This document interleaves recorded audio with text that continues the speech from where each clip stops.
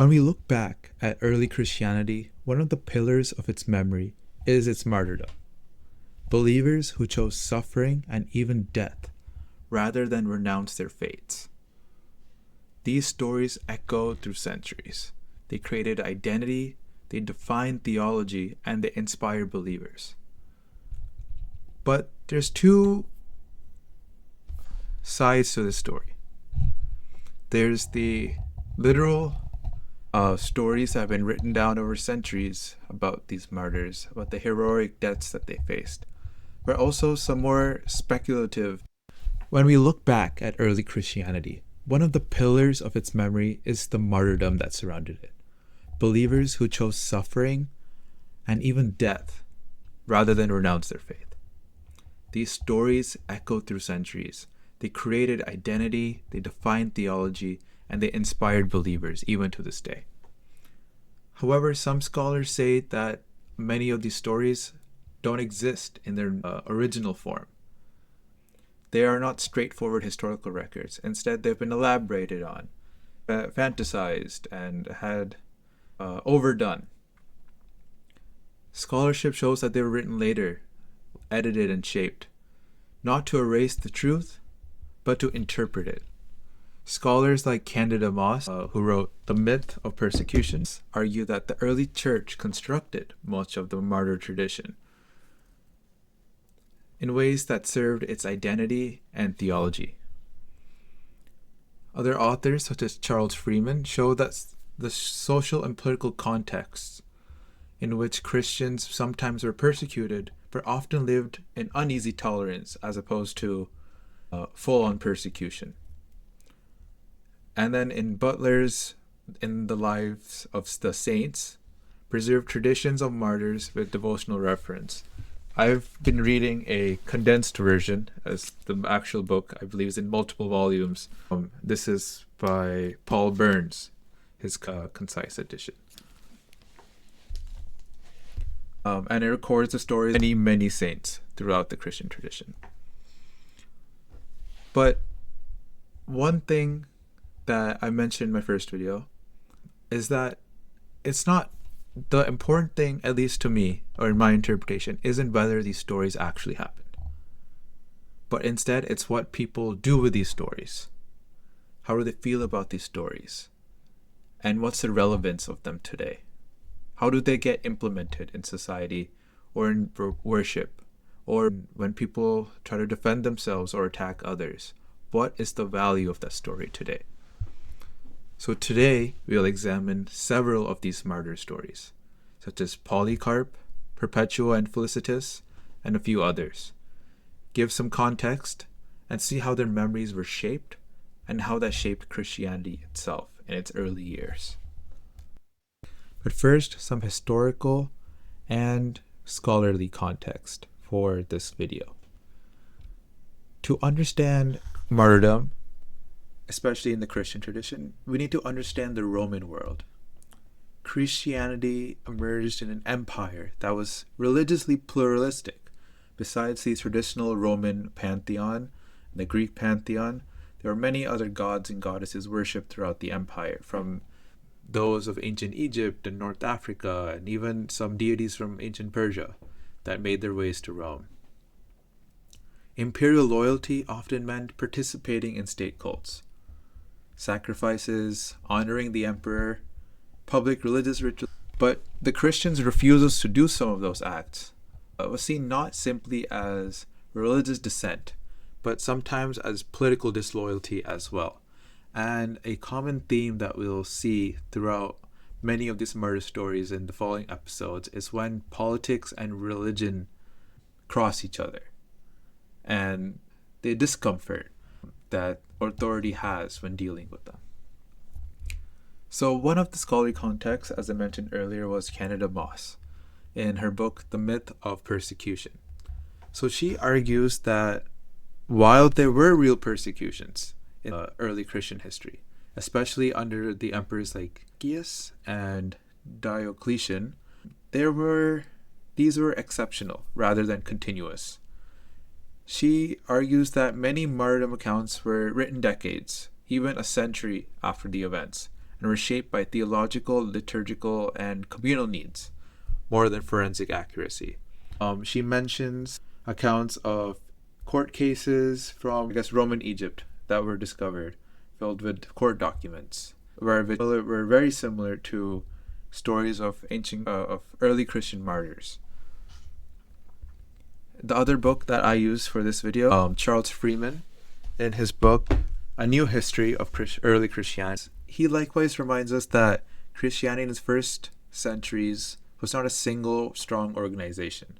It was decentralized, often misunderstood, sometimes tolerated, sometimes oppressed, depending on locale and imperial attitude. Often for early religious histories, there is a notion that the religion was always being attacked and always being oppressed. However, these things, the oppression was not always continuous. Sometimes it was very lax. Sometimes it was very brutal. But to generalize it would be unfair, saying that it was always one way or the other. But nevertheless, the martyrs' stories became a kind of sacred history, a way for Christians to say, here is who we are, and here is what we stand for. So let's look at some examples of early Christian martyrs. Polycarp of Smyrna is one of the earliest and best documented martyrs. His martyrdom is recounted in the Martyrdom of Polycarp, which is a 2nd century account.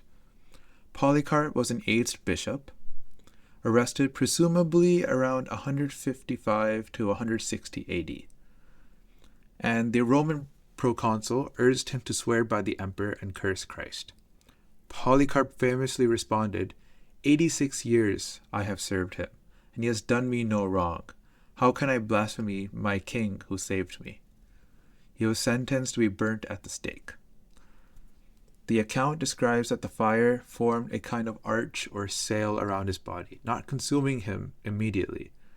But unable to endure this alone, a soldier stabbed him. A dove is said to have flown from his body afterwards. From a scholarly angle, Moss points out that while this event almost certainly happened, details like the dove, the shape of the flames, the exact dialogue are likely shaped by tradition.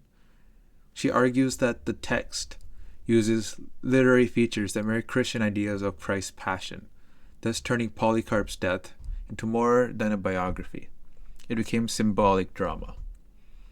And it goes back to the actual meaning of martyr in early Christianity and in the English language, martys, from Greek, which means a witness. A lot of early Christian stories are of Christians being tried in court and thus serving as their own witnesses. And is it those trash pits that I mentioned earlier, those court documents that were, and also dramas that were very similar to each other, that we can see this symbolic drama that Moss is talking about. Freeman, in his book, notes that Polycarp's martyrdom became foundational for Christian identity, not just because of his death, because Christians began speaking of martyrdom as a category. This is what a martyr does. This is what kind of witness we expect. Going back to the martys witness meaning. Next, let's look at Perpetua and Felicitas.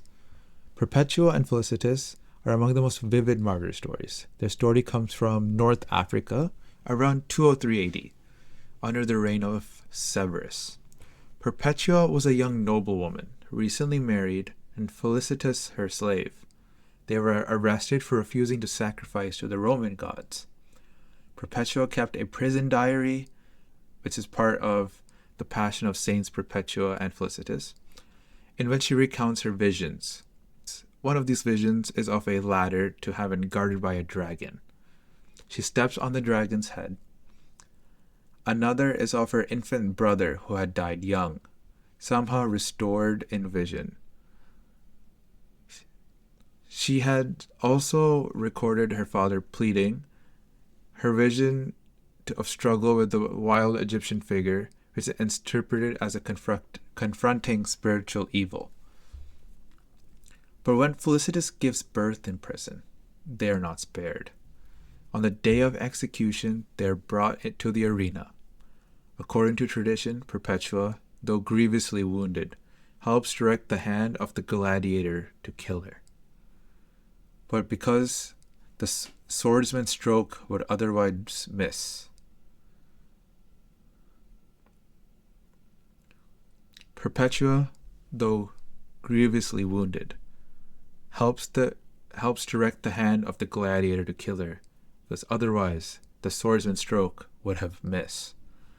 Their death becomes a dramatic tableau of faith, equality, because it's a noblewoman and her slave, courage, vision, and defiance. However, from Moss's perspective, while many of the core facts, such as the imprisonment, execution, are credible, the visionary material, the speeches, and some of the details were edited or added by later redactors to inspire and to teach. She points out that even though the prison diary was finalized after their deaths, the traditions around the visions served theological functions. These stories help Christians see martyrdom not only as suffering, but as spiritual victory. Visions, afterlife, cosmic significance. They shaped theology and devotion.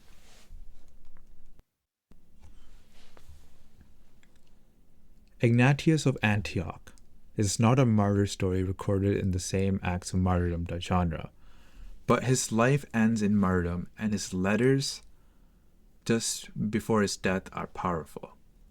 He was the bishop of Antioch, arrested under Roman suspicion and transported to Rome, where tradition holds he was thrown to the beasts of the Colosseum during Emperor Trajan's reign around 110 AD. His epistles, like to the Smyrnians, to the Romans, among others, anticipate his martyrdom. He writes to Christians, urging them not to interfere with his fate. He longs to become a martyr, to imitate Christ fully. He speaks of his own body as the sacrifice. Moss includes that Ignatius, in her examination of martyr ideology, she notes that his letters reflect elements of voluntary martyrdom, an idea that believers sometimes sought martyrdom. The concept of voluntary martyrdom was actually originally controversial within the early church, if that truly counted as a martyrdom, as martyrdom, as usually the involuntary examples of martyrdom, as if someone died without wanting to, or didn't put their life on the line, but was killed anyways, that was originally considered martyrdom. But to add voluntary martyrdom expanded the role of the martyr.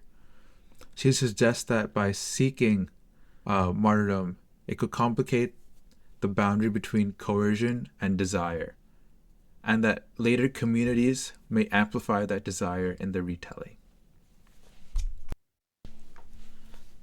So what is the effect of all of these stories? Well, first, identity formation. The stories of martyrs gave early Christians something heroic to imitate. They were outsiders, often persecuted, or sometimes just forcibly tolerated. But martyrs became proof that faith could endure. Polycarp, Perpetua, and Felicitas, Ignatius, their story said, this is how to live, and this is how to die. Second is the theology. Concepts like the imitation of Christ, victory over death, and the seed of the church grew around these stories. Visions, resurrection, heavenly reward became expected motifs. Theology of martyrdom is woven into Christian theology. Suffering is not just evil. Suffered, but a way of participating in Christ. Third, devotion and practice. Feast days for martyrs, relics, pilgrimages, tombs, liturgy, prayers, and prayers to saints. The narrative served devotional functions in communities, encouraging courage, perseverance, and humility. Think about how many churches are named after saints. How many churches have catacombs with those who were martyred underneath them. and thus became places of pilgrimage. Fourth, myth, memory, and exaggeration. From Moss's perspective particularly, it's essential to distinguish the kernels of historical martyrdom from later elaborations. She argues that the myth of persecution includes exaggerations, long stretches where Christians had peace, stories shaped by theological agendas, enhancements to make martyrs more exemplary, but she does not deny that real martyrdom occurred. Real martyrdom definitely did occur within early Christian history, and is very important to the formation of the religion. However, it is likely that many stories are embellished or adopted from early traditions, such as dramas of the Romans, the Greeks, and the Jewish people. But it is the stories based off of these, the retellings, which are more important. So Christian history is built not just on facts of persecution, but on memory of persecution. And memory is telling. It shaped theology, liturgy, identity, and still shapes Christian self-understanding today. In these stories, we see bravery, defiance, and faith. But we also see shaping, how stories are told, retold, polished, and expanded. The martyr becomes more than a person who died, but martyrdom becomes a symbol. Moss reminds us that the church didn't just record martyrdom, it constructed it. And that construction has power. It unites, it inspires, and sometimes divides. As you think about faith, history, and narrative, ask which stories we tell, who tells them, why, and how they shape us. Because for early Christianity, martyrdom was more than blood. It was story, theology, and identity. Thank you for watching. I hope you found something illuminating. Like, subscribe, and share, and I'd love to explore more stories of martyrdom and other faiths, and more questions on upcoming videos. Who decides who the saint is? Who writes the story? Who remembers? Until next time, stay curious.